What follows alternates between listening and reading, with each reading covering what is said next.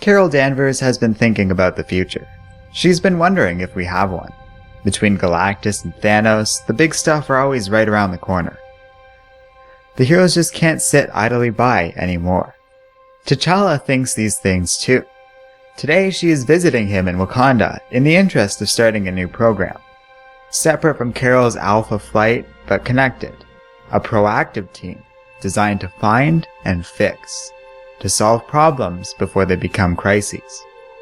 Black Panther expresses interest in this idea.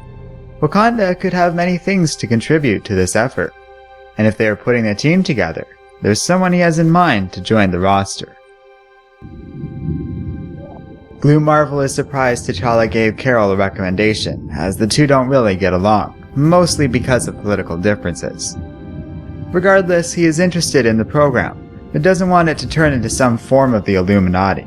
Luckily, Carol heartily agrees with that sentiment. Dr. Bashir has one other request, that they use non-violent solutions when possible. Carol agrees to this, somewhat trepidatiously, and Blue Marvel mentions he also has a recommendation for the team as well. Danvers knows who he is thinking of, and she is way ahead of him. Humans bow before the good. Monica Rambeau, the hero formerly known as Captain Marvel, muses on the Blue Marvel's notions of non-violent solutions. That doesn't sound bad, but sometimes you need a little force to get the job done. Meanwhile, a group of senators monitor the Ultimates, and are surprised by the addition of America Chavez, remarking they don't even know if she's loyal to this dimension. They are not fond of this team on the whole, and are worried it could have unintended consequences. They need to watch these people closely, and they have just the man to do it, Philip Nelson Vogt. His troubleshooters are already on the case. Soon, they'll see the full picture. The Inhumans bring news of the latest premonition from Ulysses, a boy who can see the future. Given how well his last vision went in combating the Celestial, the Ultimates are eager to tackle this new threat. Ulysses tells them of Thanos and warns that he is coming to kill them all.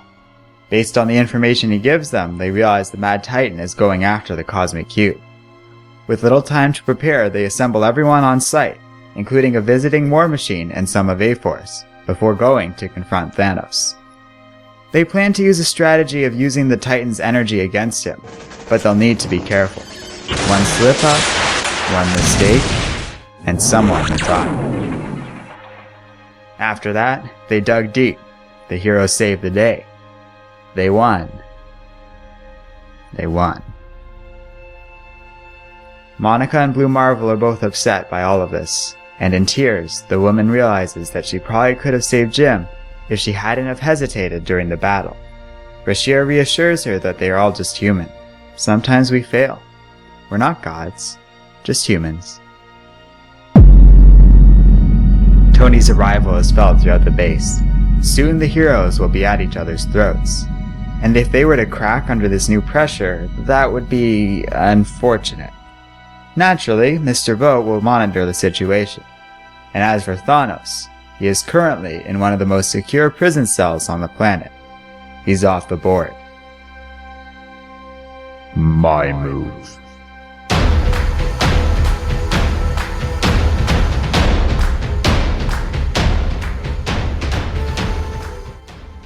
Hello and welcome to Comic Island. My name is Arden, and this is my recap and review of Ultimates number 8. So this is a great tie-in on the whole. The way they rather wisely touched on the origins of this team meant that it was very useful for someone like me who is only checking out this series now.